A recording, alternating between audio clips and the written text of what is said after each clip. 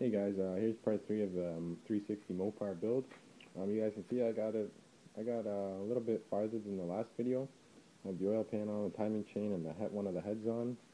And the reason the other head's not on is because I want to make this update video for you guys. I don't want to get too far ahead, but yeah, so let's get started.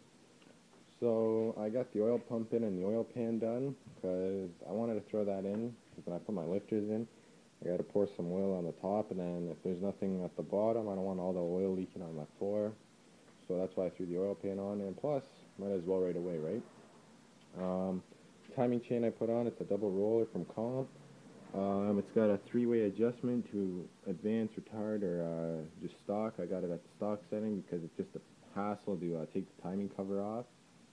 To take that off and advance or retard it, so I just left it at the OE thing. I'm going to advance or retard, I'm going to do it at the distributor itself. But yeah, so I got that on. All my gaskets, if you guys are wondering, the whole engine gasket, they're all Felpro. There's nothing other than, it's all Felpro gaskets. I got it in a 2-piece. This is a top end gasket set, but I got the bottom end gasket set. So yeah, if you guys are wondering, it's all Felpro. What else?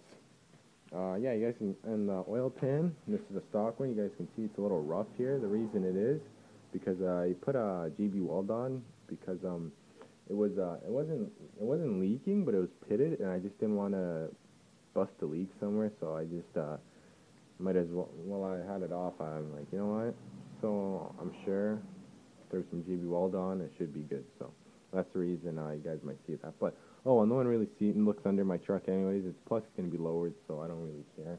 Now some people, oh, you should get a chrome one. What am I going to get a chrome one for? Who's looking at it? It's not a show truck. It's going to be like a daily driver, take the car shows type thing. Even run it down the track a couple times, but just a pure show truck? No, it's not happening. I'm not putting a $3,500 engine to just cruise around and go to car shows. Yeah, my head bolts, they're ARP head stud head bolts. Right there, if you guys want to know the part number, it's a 1443605. What else? Oh, up here, if you guys wondering what kind of head gaskets, the Felpro, I think these are Permatorque gaskets. They look okay. I did some searching up on them, and people said they're decent. These ones don't have a right and a wrong way of putting them on. Well, they do, but the only way you can do it is by not aligning the dowel pinholes. But yeah, so that's that. Put that back in. I didn't make too many how-to videos on this engine because I just wanted to kind of get it done quicker and not having to record, edit, and stuff like that. You know what I mean? But I did make a video on how to clean your lifters. Well, if you have roller lifters. Hydraulic rollers, and make a video how to clean that. But I did run into a problem with assembling it. You guys can see the cams down there. I'll show you the box in a second for the cam. Some of you guys might think what this is. Well, I'll explain to some of you guys that don't know. You guys can see how there's like a bone here. These are called dog bones around the lifters. Right there, you guys can see it doesn't make the lifter attach, but like you put 2 lifters in, then you put that on top. So the lifters can't spin or roll off because there's only one way this thing rolls, and if there's no dog bone, it can go up and spin, and then it won't be spinning on the cam no more, and it'll cause a premature failure on the lifter, and it will wear out the cam real quick. So yeah, they use that every 2 lifters. So there's 8 of these they go on 2 lifters, and then 1 of these, and then that goes around for all of them. And then there's this plate. You guys may wonder what that is. Well, this is called a spider. I don't know what the actual term is. I think it's actually called a spider because it looks like one.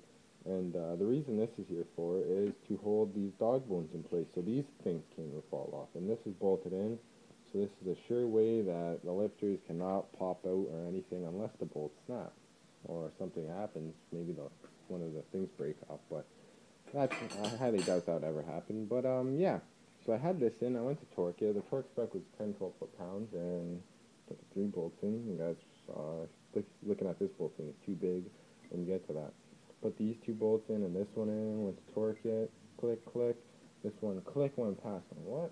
So I went again, and when I went to try to go again, it snapped the bolt right off, snapped the head right off. So Then I was kind of mad because it only happens to me because my cam, lifters, and everything was in, and I did not want to take it all out and start from, and then drill it and stuff like that. So I just taped off around, drilled a hole, tapped a bigger hole, put a bigger bolt in, and hopefully that hole, well, it will hold.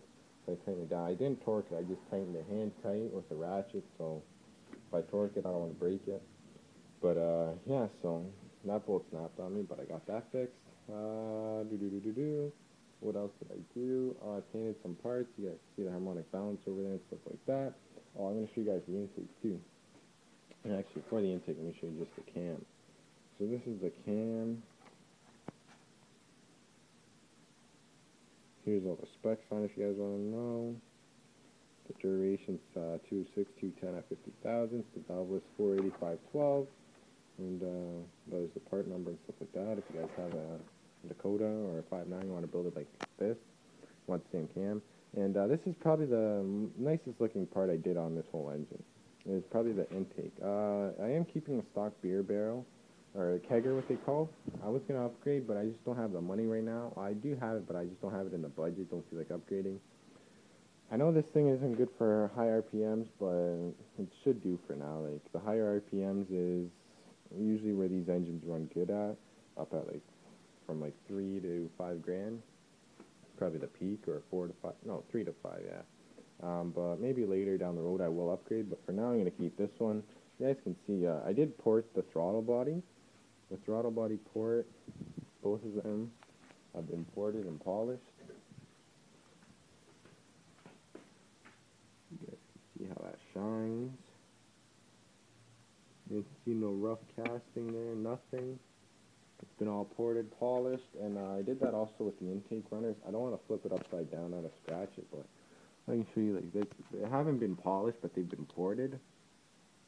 Well, no, I don't mean ported, but I mean like, what I did to them was I just take the casting off, so it's all smooth in there.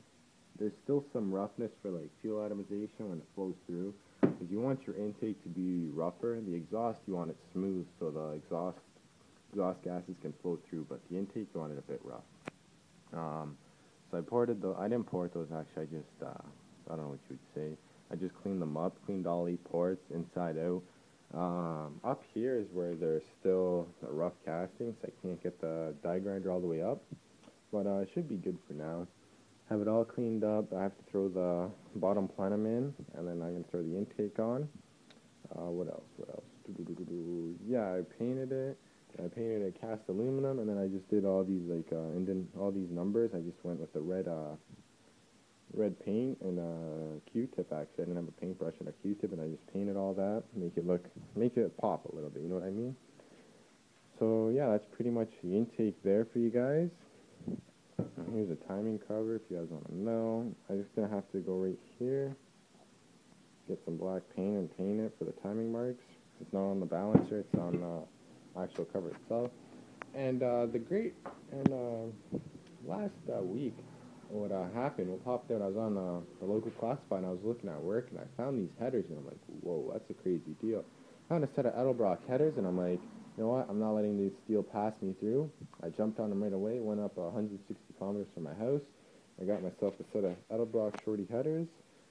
Some of you guys might say, well, how do you know they're Edelbrock? Well, I know they're Edelbrock, so the guy had the picture, the sticker, and you guys can see model number and stuff like that.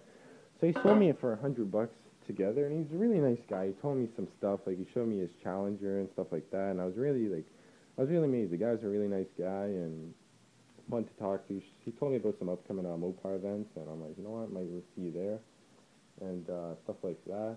So I picked up the headers. I picked them up for $100. I thought that was a great deal, because you can't even get Chinese headers for under $200. And, well, I don't really want Chinese. I want like a name brand, something good. So I seen these and I jumped on them right away. They might be going on today or tomorrow.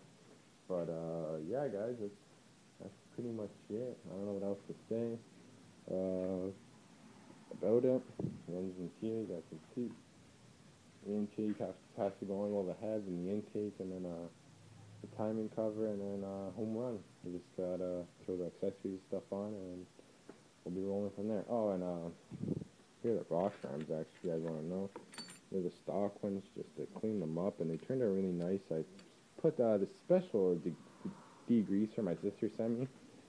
I used that and it worked, but then for some I ran out, so I just used some of this heavy-duty citrus degreaser, let it soak for a day or so, and threw it in my parts washer, cleaned them off. They turned out amazing. So yeah, guys. So that's it pretty much. Thanks for watching this video. Hope you enjoyed it. You know, it's not a how-to video or anything. It's just a little update, progress. And some of you guys like it, some of you guys don't, whatever. But yeah, so thanks for watching this video, guys. Take it easy, have a good one, and I'll catch you next. Take care.